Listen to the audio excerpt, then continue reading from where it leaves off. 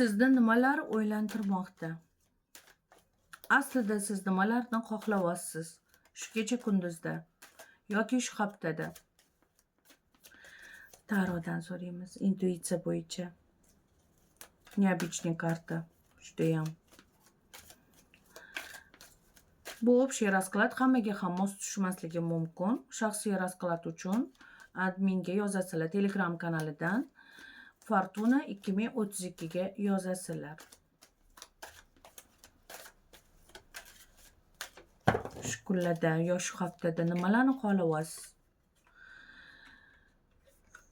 Sizga xotirjamlik kerak va sizga ko'mak kerak. Sizga ko'mak kerak. Xotirjamlik kerak. Bo'ladi. Xo'sh, yana nima? O'zingizni gapirmoqchi bo'lgan gapingizni o'zingizni ichingizda saqlashga majbur bo'ldingiz. Odamlarni hurmat qilganingiz uchun. Xuddi o'zingizni bog'lab qo'ygandek, xuddi o'zingizni aslingiz bo'lib gapira olmadingiz. O'sha narsa ham sizni qiynayapti. Hamda sizda sevgi ham bor, sevgi munosabatida ham siz ozgina o'ylantiryapti sevgi munosabatida.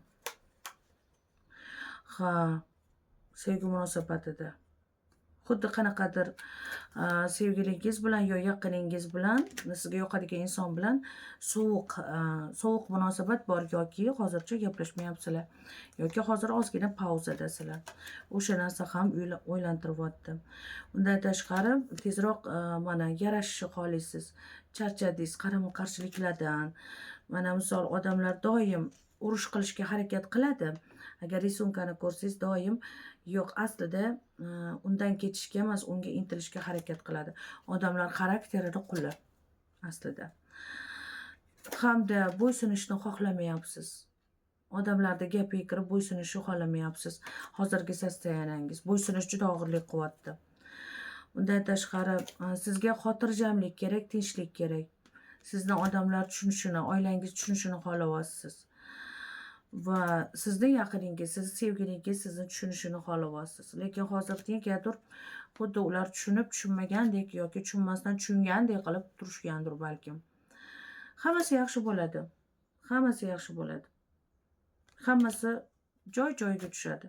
Xavotirga o'rin yo'q. Sevgilingiz bilan ham yarashasiz. Chunki sizlar bir-biringlarni yoqtirasizlar. Ishlaringiz ham hammasi yaxshi bo'ladi. Va endi mana bir-biringizni qadrlashni boshlaysizlar. Aynan mana shu situatsiya shunga javob bo'ldi.